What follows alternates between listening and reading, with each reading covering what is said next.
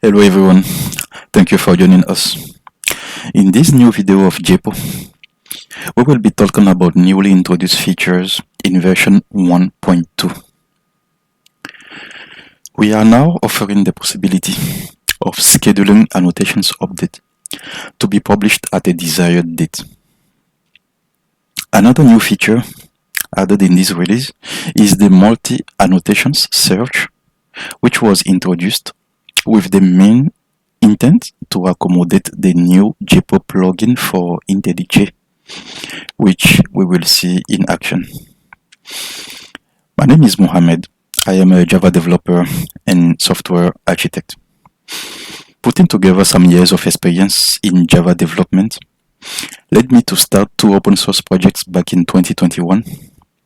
And then from October of 2023, I put together a very small team of passionate Java developers, and we started JAPO. Java Annotations Repo is known today as the world's first search engine dedicated to Java annotations.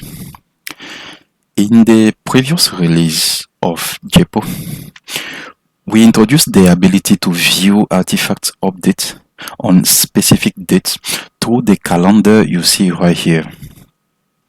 So if, for example, you click the 24th, you will see a list of all of the artifacts that had a new release version on that day, or more accurately, the day before, because JAPO queries the Maven central repository only once per day. So when we click, for example, Spring Boot Actuator, we see that version 3.3 was released on May the 23rd. And then in this section here, we are supposed to have a list of updates or changes made to annotations which are part of this new release. But because at this moment we do not have an automated way to fill this section with actual annotations changes data, we are still relying on you, the users, and especially the Java annotations creators. Because whoever creates a new annotation or brings changes to any existing annotation is the one who has better knowledge of all of the details regarding these changes. So this form right here is where you, the annotations creators, will come and verse all of the changes details.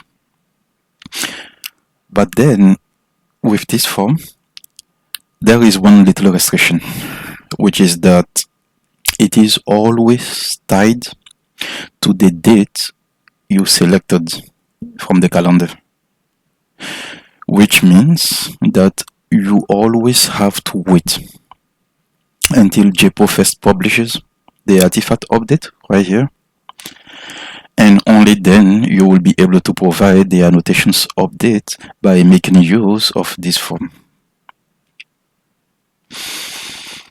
We wanted to allow a bit more flexibility so that the annotations creators could actually submit annotations update ahead of the publishing of the artifact update to JAPO website.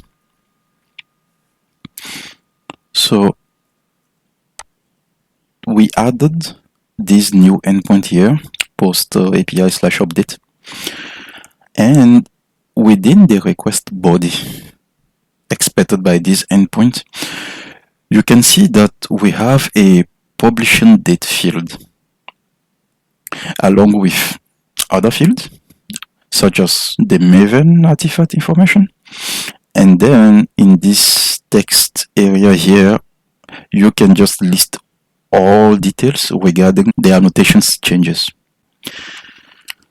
In case you are working on an open source project and contributing by providing a new annotation, you might know which version of the library will have your changes, but might not know exactly what the release date of that version will be.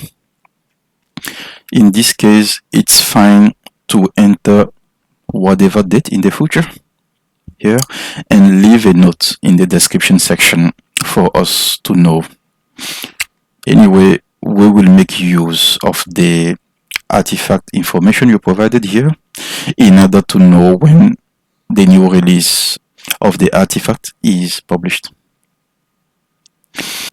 We put together a little flow diagram to explain how the annotations creators can conveniently integrate JAPO with their internal workflows. So we just mentioned the case of you being a Java developer and contributing to, let's say, any of these open source libraries you see here by either providing a brand new annotation or modifying an existing one.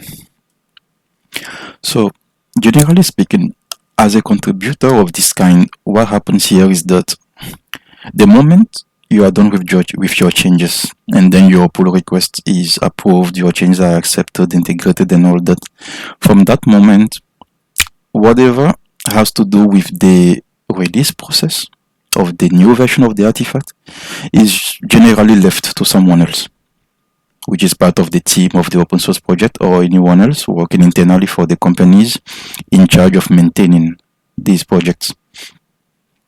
Now, it's also true that generally there are GitHub pages where they publish all of the release changes and details and all that.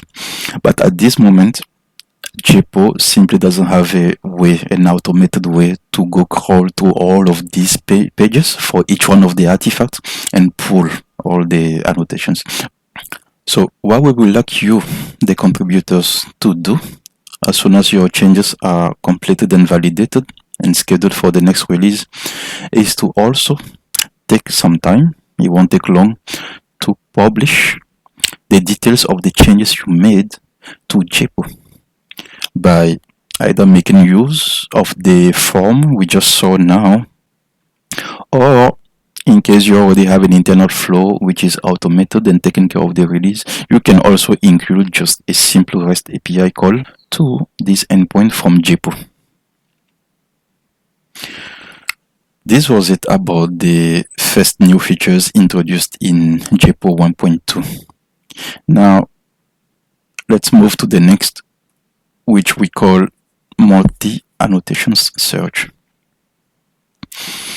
Before we talk about the new multi-annotation search, let's go back to the typical classic search, as we call it here, and understand the difference with the new multi-annotation search.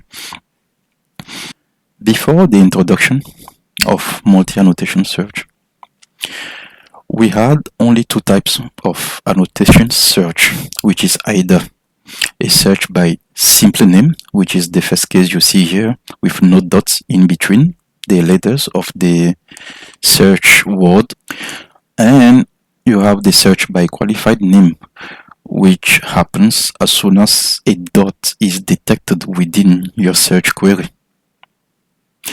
So these used to be only the two different cases, and before the multi-annotations was introduced, there was no way you could enter any sort of special characters, especially the spaces. Spaces were simply not allowed. Now, how JAPO will now detect when to switch to the multi-annotation search is actually by making use of the space. The idea here is simply to have you list all of the annotations names you are looking for and separate them by spaces. That's it. Now here, something else you will notice with the multi-annotation search query here is that besides spaces, we also allow dots. But then these dots only have to be within each name which is besides the spaces. So that for the names that have the dot, a search by qualified name would be performed instead of a search by simple name for example, the very first term you see here. Alright, we are not done yet with the big differences. We're gonna continue, but then taking a look at the responses of each this time. When we look at the response from the classic search, whether it's a search by simple name or by qualified name, we clearly see here that the search is done using the partial match technique. So whatever annotations in this case contains the bool search term here or builder.d as we entered here, whatever annotations contain those terms will show up here. And that's exactly what we see here with these results here. That's the partial match case. Now, with the multi-annotation search, the behavior is slightly different. Okay, what happens here is that a search is performed for each one of the annotations name you provided besides the spaces here. And for each one of these names you provided, JAPO performs no longer a partial match search, but an exact match search. Okay, which means that if, for example, here you see builder exists as an annotation from any library, yes, you will have a match indicating the typical search result we used to see in the classic search, which is the amount of annotations carrying that name and also how many artifacts are associated with that. Now, let's take the case of this last search term here, which is ABC. And so far, we all know that there is no annotations named ABC, until now at least. So what happened in that case is that you see the ABC here as part of the search result, but simply just the name and nothing else. A way to say there was no match found for that search. Now, something else to notice here is the order in which you enter these annotations names is maintained as is. Even if you have duplicates, it will maintain the order without the duplicates. And additionally, you will see that this annotation here, Jakarta.ws, having a dot within its name, made JAPO searched this annotation only by qualified name instead of simple name. So a way to say that within a single multi-annotation search, you can perform both a search by simple name and also by qualified name. This new feature of multi-annotation search was mainly introduced to really accommodate the new JAPO plugin for IntelliJ, and which we're gonna show you now and understand how it makes good use of this multi-annotation search. Alright, so as we've been already describing JAPO from the beginning, JAPO was really meant to be the kind of companion that sits next to Java developers and then answering any questions regarding annotations. One of the best places it could be would be within the IDE of the developer itself. So we choose for now to go with the most popular IDE right now, which is IntelliJ IDE from JetBrains, and created our first plugin for that IDE, even though sometime in the future, yes, we are planning to make to create plugins for other IDEs as well. So once you go to the marketplace page by clicking this button here, you will get to the JAPO web page from JetBrains marketplace, where you will just click the get button to install the plugin into your IntelliJ IDE. Or you can also just go to the IDE directly, but then we're gonna install JAPO here by simply going to the plugin settings page right here, and then in the marketplace section you just enter the name, and here we go, you have JAPO plugin section here. So by clicking the install button, you will just have it installed. It doesn't take long, and once the installation completes, you have the new JAPO toolbar, which is added here to the right here. Now, what you see in that toolbar, in that window from JAPO, is simply the search form. And so far, that's the only feature of JAPO that has been implemented into the plugin. The other features will be added gradually. Now, here in the search bar, as we just saw now, we just saw the case of the search of builder annotation. So if we do the same here, you can see a search happening. You can choose to search as you type, or you can choose to deactivate the autocomplete and then click the submit button or the enter key in order to get the results once they are ready.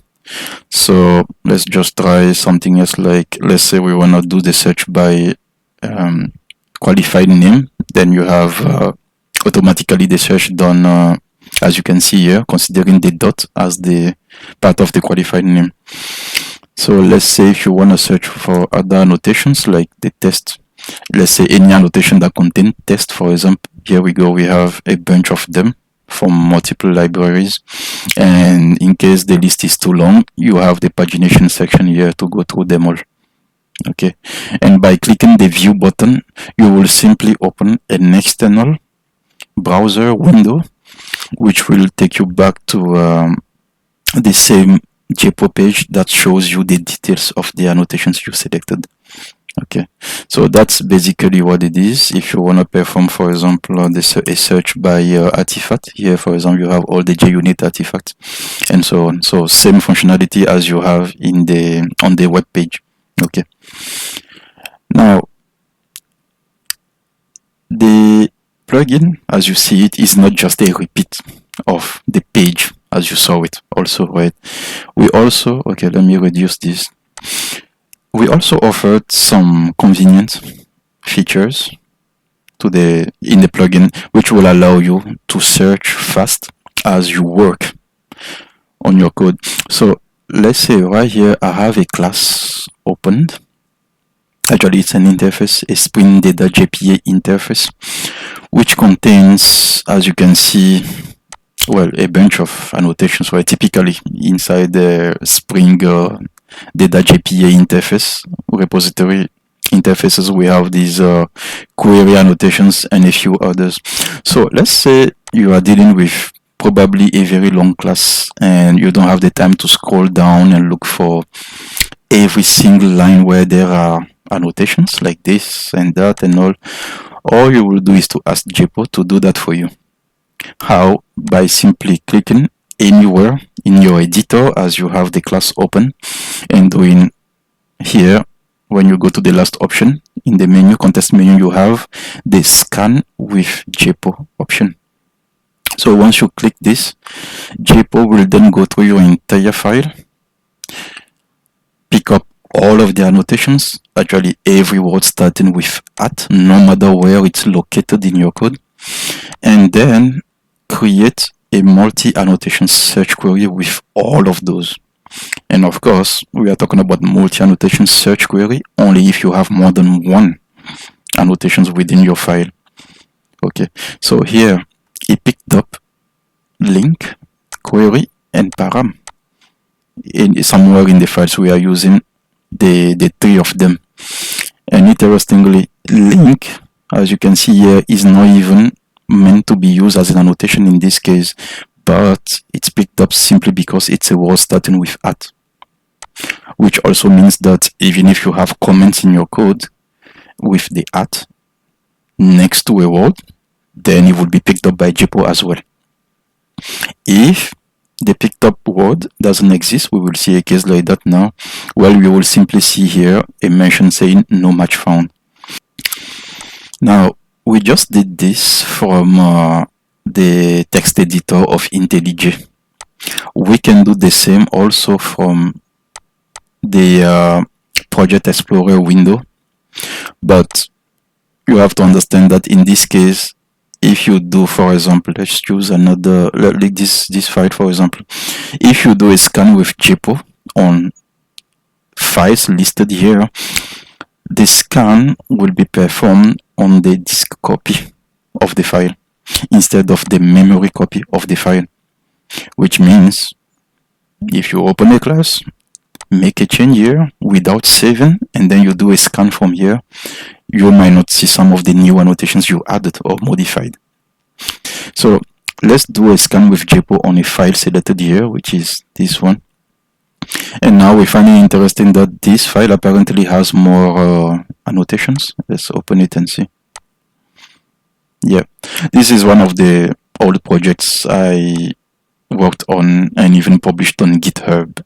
This is about how to integrate GZL library, one of our open source library, to with Spring Data GPA. So it's something you can find on my GitHub and download it in case you want to know more about all these annotations. So here we have, as you can see, we have annotations coming from the GZL library, many of them being used, and within the parameter value of these annotations, there are also other annotations, even though they are not part of the code, but they are picked up anyways by JAPO, as you can see. So everywhere where you have any word starting with the @ sign within your file, JAPO will pick it up and then create a multi-annotation search query with it and then give you the result. In case nothing is found here, you will have a no match found. Let's try like this. I will put a ABC here and then do a scan. And as you can see, we have the ABC, no match found. And as we already mentioned on the previous slide, the order in which each one of these annotations appear is maintained. So you might wonder why ABC showed up somewhere here just before the last one. Is because it's somewhere there. Well, you might think query should come after that, but no. Why? Because query was used way before, and because duplicates are eliminated, query was there before the ABC. And the last one after the ABC is the param, which we will find somewhere here. So that's basically it regarding how to perform a scan of an existing class and detect the annotations that are part of it and perform a search with it.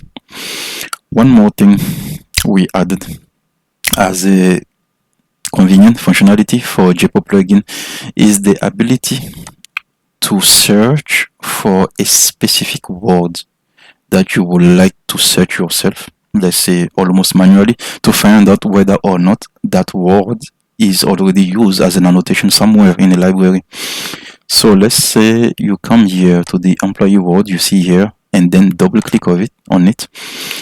As soon as it's selected like this and then you do a right click, you will now find here no longer scan with JAPO, but search with JAPO this time.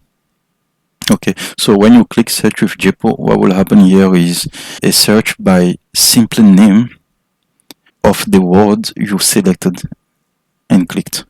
Okay, now as you can see here, we chose employee. There is no annotations anywhere named employee, at least for now, right? So that's why we have no match found. And as you can see here, instead of having a multi-annotation search query, we have only one word, which is the one you selected and period. Now if you select the entire thing, which has spaces, and then perform search with JAPO, in that case, yes, you are performing a multi-annotation search because of the spaces. Okay, same way if you pick up a word with a dot in between like this and do a search, you will be performing a search by qualified name, okay, instead of simple name. The only thing here is that there is no annotation of this name, so obviously you have no match found. So this is basically it regarding the JAPO plugin for IntelliJ. So you can perform a search using this form as you saw on the page. The only new thing here being the autocomplete possibility to search as you are typing. And on top of that, you can either perform a scan of your open class or a class from the Project Explorer section, which we just saw now, and scan it for JAPO to show you all of the annotations that are contained within that. Or you can also just select any word, any sentence, anywhere and from any file. It doesn't have to be a Java file specifically.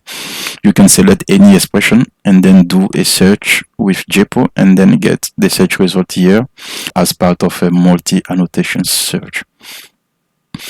So that's it, and we hope you find this really useful. This plugin sitting next to you within IntelliJ and working with you. So that's it regarding JAPO 1.2 and JAPO plugin for IntelliJ, which we hope is gonna be really useful for you guys. Thank you for watching and stay tuned. There will be more great news coming sometime in the near future regarding JAPO. Thanks. Bye.